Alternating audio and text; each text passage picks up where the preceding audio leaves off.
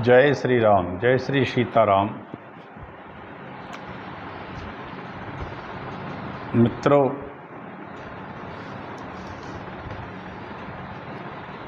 आज वाल्मीकि रामायण आदि महाकाव्य का उपसंहार है और इसकी महिमा है। यह महाकाव्य आज संपूर्ण रूप से पूरा हो जाएगा। आइए हम सब मंगलाचरण करके इसको सुन लें।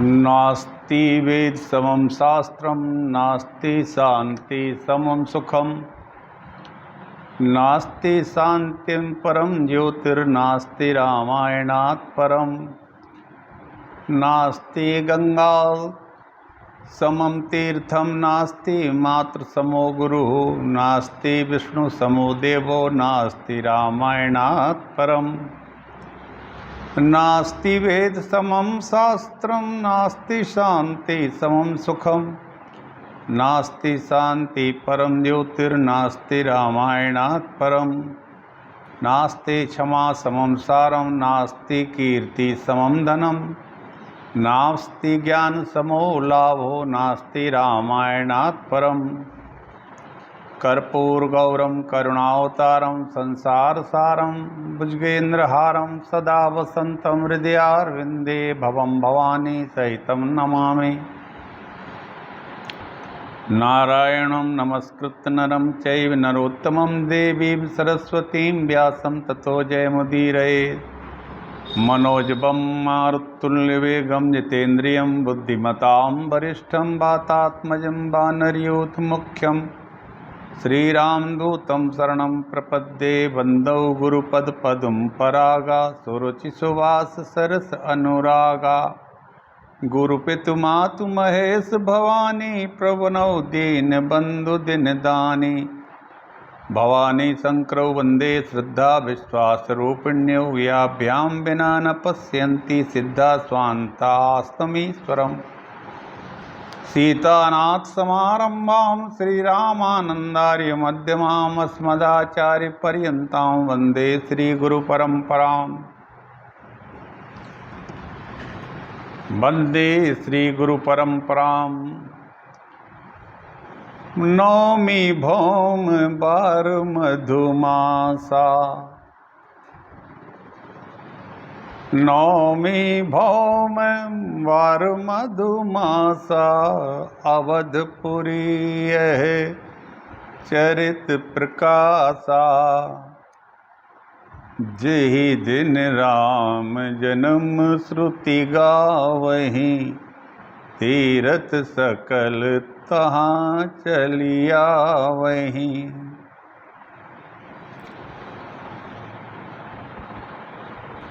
वाल्मीकि महाराज लिखते हैं, ये पठन्ति सदा आख्यानं भक्त्या शृण्वन्ति ये नरः, गंगा स्नानच्छत गुणं तेषां संजायते फलम। जो मनुष्य सदा भक्ति भाव से रामायण की कथा को पढ़ते और सुनते हैं, उन्हें गंगा स्नान की अपेक्षा 100 गुना फल प्राप्त होता है। मित्रों, सदैव रामायण को खुद पढ़ें और अपने बच्चों को पढ़ने की आदत डालें। सुने और सुनाएं, पढ़ें और पढ़ाएं। श्री रामचरितमानस सरल और सहज है, उसी को पढ़ें और पढ़ाएं। वाल्मीकि रामायण यदि पढ़ सकें, रोज नित्य पाठ कर सकें, तो कहना ही क्या है। रोज ही गंगा या स्नान से 100 गुना ज़्यादा फल मिलता है इसके पढ़ने से, इसके पाठ करने से। और भगवान राम के अद्भुत गुणों और अद्भुत कथाओं का इस महापुराण में वर्णन है। कल भगवान अपने परम धाम को लौट गए। तस्मिन् यस्या समापन्ना रक्षपानर राक्षसाः, तेपि स्वर्गं प्रविर्बुद्धिर्नान् निपीक्षिताम्बसि। तथा समागतान् सूर्यान् स्थाप्य लोक गुरुर्दिवि इष्टैः प्रमुदितैर्देवैर्जगाम त्रिदेवं महत्। इस प्रकार वहाँ आए हुए सब प्राणियों को संतानक लोकों में स्थान देकर लोक गुरु ब्रह्मा जी हर्ष और आनंद से भर गए देवताओं के साथ अपने महान धाम को चले गए। उस समय जो कोई भी रीछ वानर या राक्षस वहाँ आ गए थे वे सभी सरयू के जल में डूबकर भगवान के परम धाम में जा पहुँचे। मेरे प्रिय मित्रों, दयालु भक्तों, दयालु भक्तजनों, सभी इस रामायण रूपी महाकाव्य को पढ़ें। यह संसार सागर में जो आया है ये सागर ही है, जहाँ बड़ी बड़ी सागर की तरह लहरें उठती हैं, डूबती हैं काम क्रोध लोभ मोह मद मात्सर्य आदि की, इसलिए इसको सागर कहा गया है। इससे मुक्ति पाने के लिए ये रामायण महाकाव्य एक नाव की तरह है जो इससे पार कर देती है। आइए अब हम सब रामायण के काव्य का उपसंहार और इसकी महिमा को सुने। एतावदेताख्यानं स्तोत्रं ब्रह्म पूजितं रामायणमिति ख्यातं मुख्य वाल्मीकिना कृतम्। इस तरह इस उत्तरकांड की कथा को कुश और लब गायन करके सुनाते हैं। कुश और लब कहते हैं कि महर्षि वाल्मीकि निर्मित यह रामायण नामक श्रेष्ठ आख्यान उत्तरकांड सहित इतना ही है। ब्रह्मा जी ने भी इसे आदर दिया है और पूरा सुना है। इस प्रकार भगवान श्री राम की ही भांति अपने विष्णु स्वरूप से परम धाम में प्रतिष्ठित हुए। उनके द्वारा चराचर प्राणियों सहित समस्त त्रिलोकी व्याप्त है। राम के द्वारा कुश कहते हैं और लब कहते हैं कि यह चराचर जगत प्राणियों सहित यह समस्त त्रिलोकी भगवान राम में व्याप्त है। उन भगवान के पावन चरित्र से युक्त होने के कारण देवता महर्षि सिद्ध गंधर्व सदा प्रसन्नता पूर्वक देवलोक में इस रामायण काव्य का श्रवण नित्य करते हैं। आहा, लब कुश कहते हैं उस समय कि इस रामायण महाकाव्य का संपूर्ण देवता स्वर्ग में नित्य इसका श्रवण करते हैं। इदमाख्यानमायुष्यम सौभाग्यम पापनाशनम रामायणम वेद समम श्राद्धेषु श्रावयेद बुधा। यह प्रबंध काव्य, यह आदि प्रबंध काव्य है। यह आयु सौभाग्य को बढ़ाता है और संपूर्ण पापों का विनाश कर देता है। रामायण वेद के समान है। जो विद्वान पुरुष को श्रद्धा में से बढ़कर इसे सुनना चाहते हैं। अपुत्रो लभते पुत्र मदनो लभते धनम सर्व पापै प्रमुच्येत पादमप्यस्या पठेत। इसके पाठ से पुत्रहीन को पुत्र, धनहीन को धन। जो प्रतिदिन इस लोक के एक चरण का भी पाठ करता है, आहा, वह सब पापों से मुक्त हो जाता है। जो मनुष्य प्रतिदिन पाप करता हो, यदि वह भी इसके एक श्लोक का नित्य पाठ करे तो वह सारी पाप राशि का से मुक्त हो जाता है। इसकी कथा सुनने वाले वाचक को वस्त्र गौ सुवर्ण दक्षिणा देनी चाहिए। वाचक के संतुष्ट होने पर सभी देवता संतुष्ट हो जाते हैं। एतदाख्यानम आयुष्यम पठनम रामायणम नरा सपुत्र पौत्रो लोके अस्मिन् प्रेत्य चे महीयते। यह रामायण नामक महाप्रबंध काव्य आयु की वृद्धि करने वाला है। जो मनुष्य प्रतिदिन इसका पाठ करता है उसे इस लोक में पुत्र पौत्रों की प्राप्ति होती है और मृत्यु के पश्चात परलोक में भी उसका बड़ा सम्मान होता है। रामायणम गो विसर्गे मध्यान्हे व समाहिता सायान्हे वारम सायान्हे बापरांगे चे बाचियन्नाओसीदति। जो प्रतिदिन एकाग्र चित्र हो प्रातः काल, मध्यान्ह, अपराह्न अथवा सायंकाल में भी रामायण का पाठ करता है उसे कभी कोई दुख नहीं होता है। श्री रघुनाथ जी के परम धाम पधारने के पश्चात रमणीय अयोध्या प्री भी बहुत वर्षों तक सूनी पड़ी रहेगी। फिर राजा ऋषभ के समय यह आबाद होगी। प्रचेता के पुत्र महर्षि वाल्मीकि ने अश्वमेध यज्ञ की समाप्ति के बाद की कथा एवं उत्तराखंड सहित रामायण नामक इस ऐतिहासिक काव्य का निर्माण किया है। ब्रह्मा जी ने भी इसका अनुमोदन किया था। इस महाकाव्य के एक सर्ग का श्रवण करने मात्र से मनुष्य 1000 अश्वमेध यज्ञ का फल प्राप्त कर लेता है और 10,000 वाजपेयी यज्ञों का फल पा लेता है। जिसने इस लोक में रामायण की कथा सुन ली, उसने मानो प्रयाग तीर्थों, गंगा आदि पवित्र नदियों, नैमिषारण्य वनों आदि, कुरुक्षेत्र आदि पुण्य क्षेत्रों की यात्रा पूरी कर ली है। आहा हा। प्रयागादीन तीर्थानि गंगाया सरितस्तथा नैमिषारण्य दीन्यरण्यानि कुरुक्षेत्रादि कान्यपि गतानि तेन लोकेऽस्मिन् येन रामायणं श्रुतम्।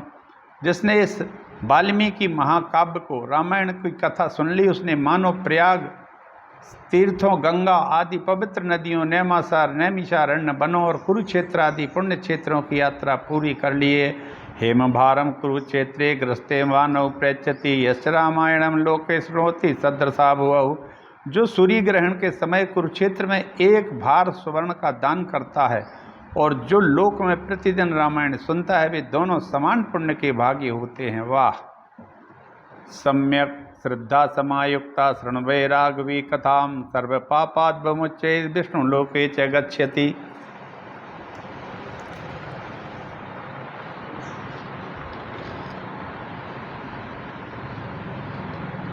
जो उत्तम श्रद्धा से संपन्न होकर रघुनाथ जी की कृपा कथा सुनता है, वे सब पापों से मुक्त हो जाते हैं और विष्णु लोक में चले जाते हैं। आदि काव्यमिदं त्वार्थम पुरा वाल्मीकि नाकृतम शृणोति सदा भक्त्या स गच्छेत वैष्णवी तनुम। जो पूर्व काल में वाल्मीकि द्वारा निर्मित इस आर्ष रामायण आदि का महाकाव्य भक्तिभाव से श्रवण करता है, वह भगवान विष्णु के सार स्वरूप को प्राप्त हो जाता है। इसके श्रवण से स्त्री पुत्रों की प्राप्ति होती है, धन और संतति बढ़ती है। इसे पूर्णतः सत्य समझकर मन को बस में रखते हुए इसका श्रवण करना चाहिए। यह परम उत्तम रामायण महाकाव्य गायत्री का स्वरूप है। आहा।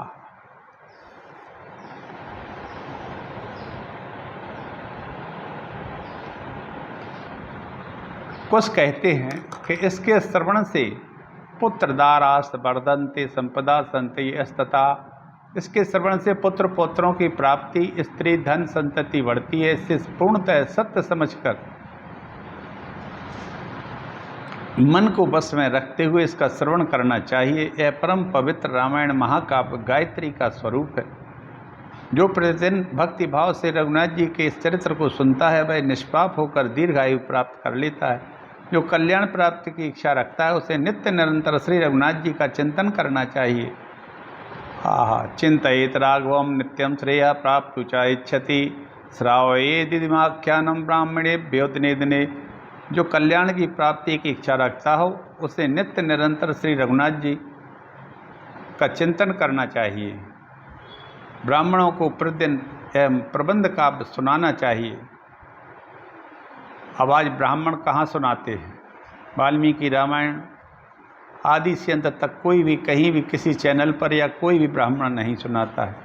सब अपने अपने मन से अपने अपने ग्रंथ सुनाते हैं। हालां ठीक है, जो जितना सुनाता है और जो जितना सुनता है। सुनाएंगे किसको? जो सुनेगा। अब नहीं सुने कोई तो स्वयं ही अध्ययन करे।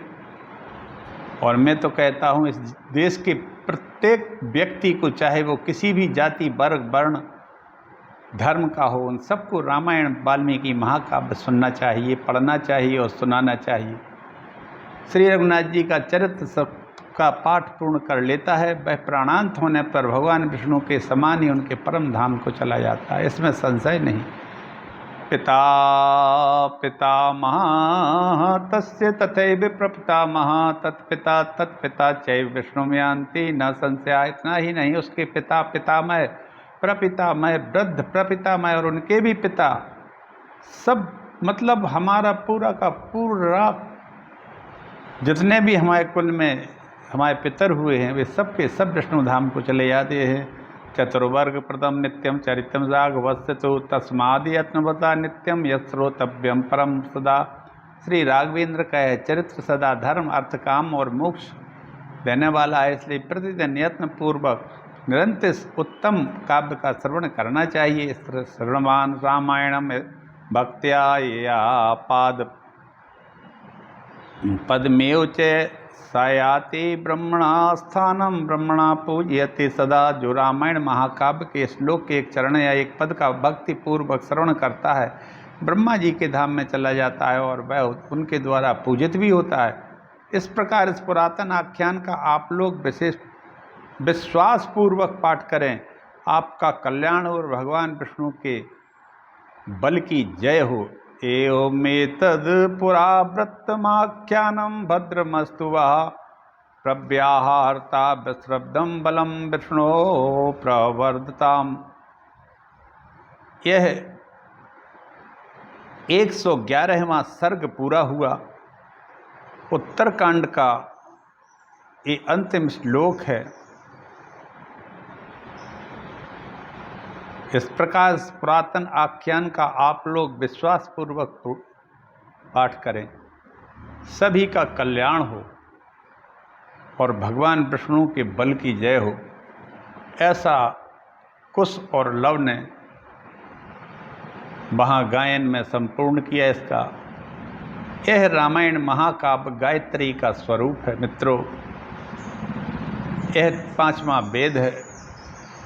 इसके निरंतर पठन से सबको सब कुछ प्राप्त हो सकता है। कहने का आशय ये है, भगवान राम की इसमें संपूर्ण कथा है। पुलक बाटिका बागवन सुख सुविहंग बिहारु माली सुमन स्नेह जल सींचत लोचन चारु सियावर रामचंद्र की जय। जग मंगल गुण ग्राम राम के, जग मंगल गुण ग्राम राम के। दानी मुकुट धन धर्म धाम के, जग मंगल गुण ग्राम राम के। राम राम कही जे जमुहाई तिन्हि न पाप पुंज समुझाई। माम बिरख छय रघुकुल नायक धृत बर चाप रुचिर कर सायक।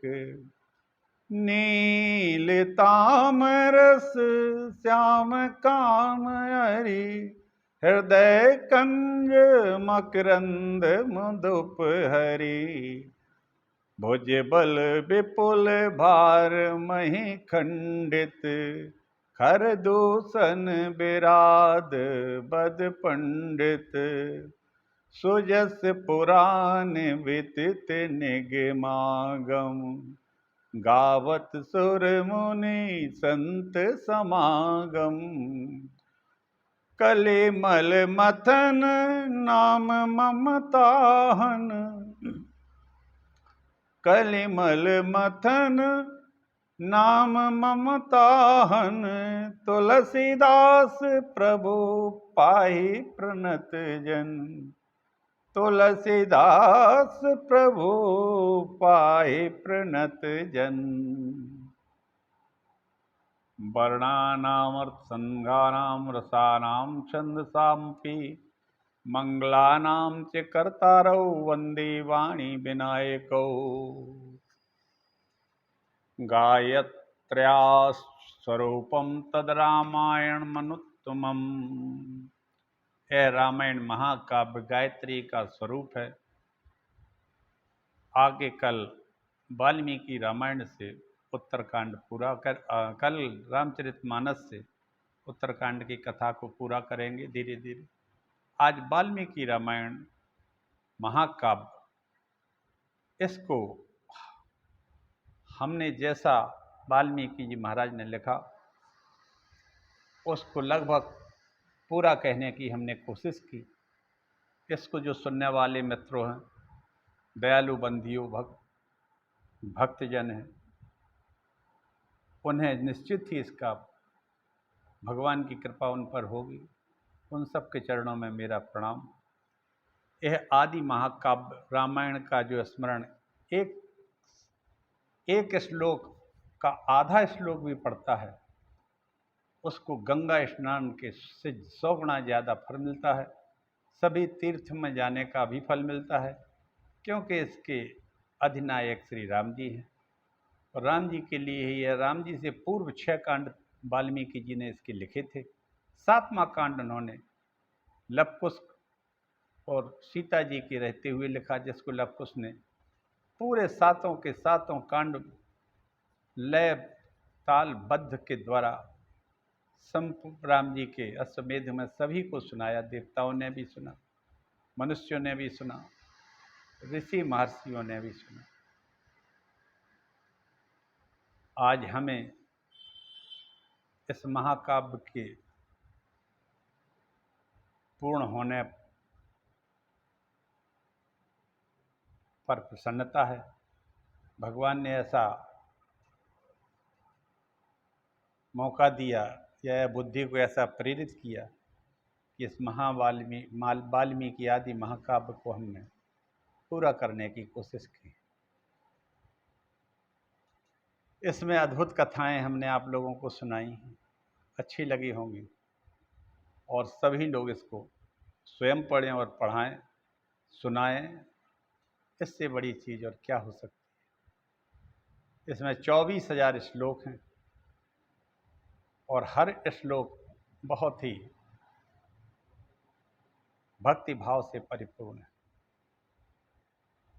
इसकी महिमा हम जैसे तुच्छ व्यक्ति तो नहीं कह सकते कुछ, लेकिन हाँ, जो कुश और लव ने कहा है कि इसके गाने से यात्री इस भवसागर से विष्णु लोक को पहुँचता चला जाता है अपनी आयु पूर्ण करके, क्योंकि उन्होंने कहा कि यह सारा ब्रह्मांड राममय है। चलिए हम सब भगवान श्री राम के चरणों में प्रणाम करें। जय श्री राम, जय राम, जय जय राम।